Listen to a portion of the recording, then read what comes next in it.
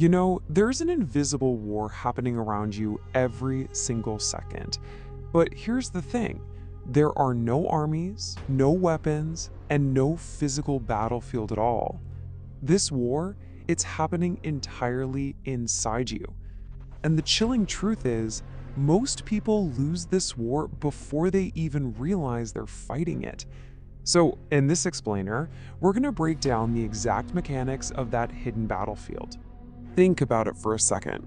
Who truly controls your actions? I mean, most of us automatically believe our enemies are external, right? We point the finger at the system, at other people, or just really difficult circumstances. But actually, the absolute greatest opponent you will ever face isn't out there. It's been sitting quietly right inside your own head. Because the one who controls your mind, well, they control your reality. It's a brutal, absolute law of human nature.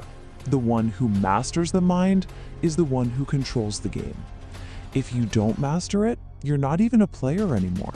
You are simply the one being played. Let's dive into part 1, the invisible prison. So it's entirely possible for a person to be completely physically free, yet utterly imprisoned. Crazy, right? There aren't any iron chains here, only invisible forces: fear, desire, anger, comparison, and that desperate need for validation. Crowds of people wake up and just instantly surrender their attention to glowing screens, reacting to words that don't even matter, endlessly chasing things they don't actually want. They literally become puppets, pulled around by their own unconscious impulses. There's this saying, a chaotic mind is already conquered, and it is so true.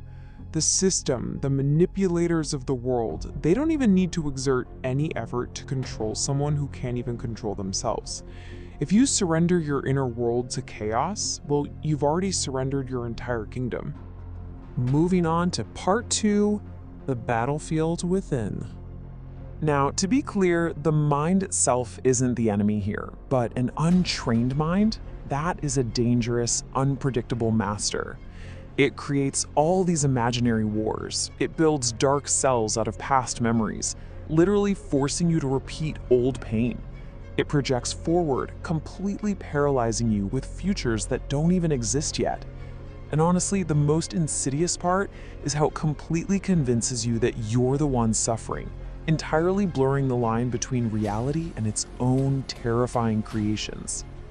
But there is a way out of this trap.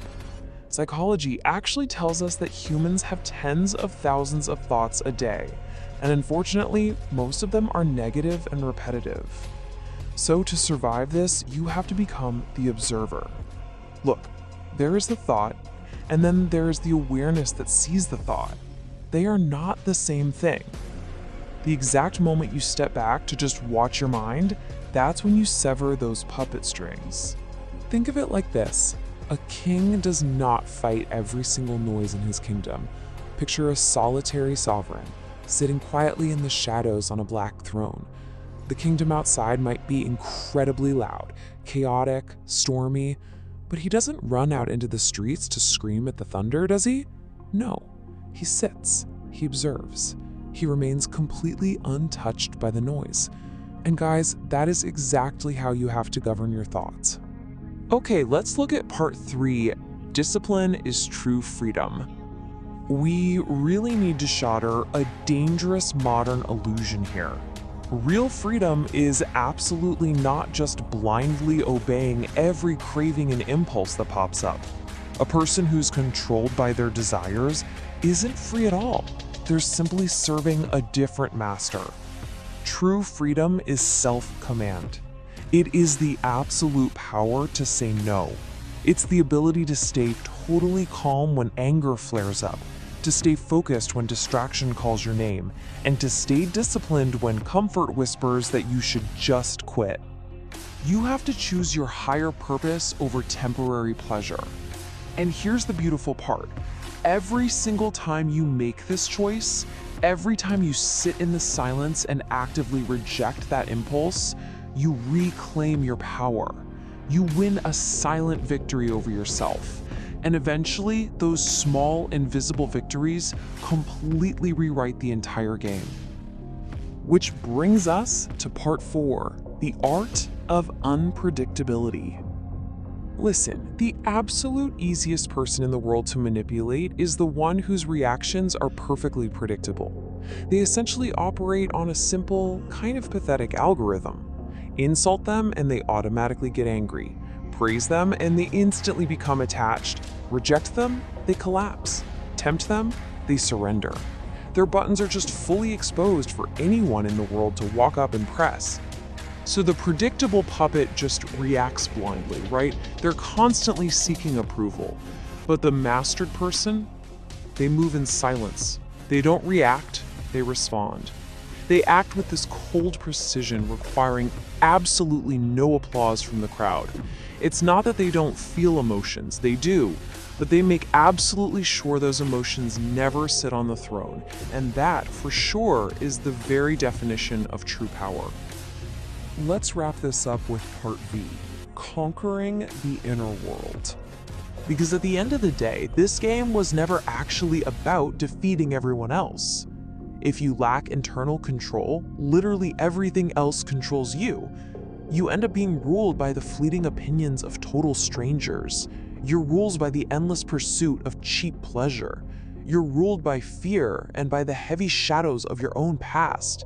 And trust me, these forces will completely devour your reality if you allow them to. But when you finally conquer that inner world, the outer world loses all its power over you. That deafening internal noise finally falls silent. The chaos of life just becomes your training ground. Every single obstacle is stripped of its emotion and just becomes a lesson. You completely stop chasing control over external circumstances because you possess absolute control over yourself. As the source material puts it, the greatest victory is not conquering the world, it is conquering yourself. True strength really isn't found in dominating others. No, the strongest person alive is the one who can sit entirely alone with their own mind, right in the middle of a raging storm, and remain completely and utterly untouched. Master your attention, master your emotions, master yourself. This is quite literally the only way to survive this invisible war. You have to stop fighting the shadows outside and take absolute uncompromising control of your inner kingdom instead. So, I leave you with this.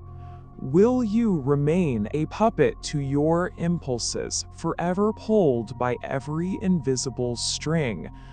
Or will you finally step up and take the throne? The choice is entirely yours.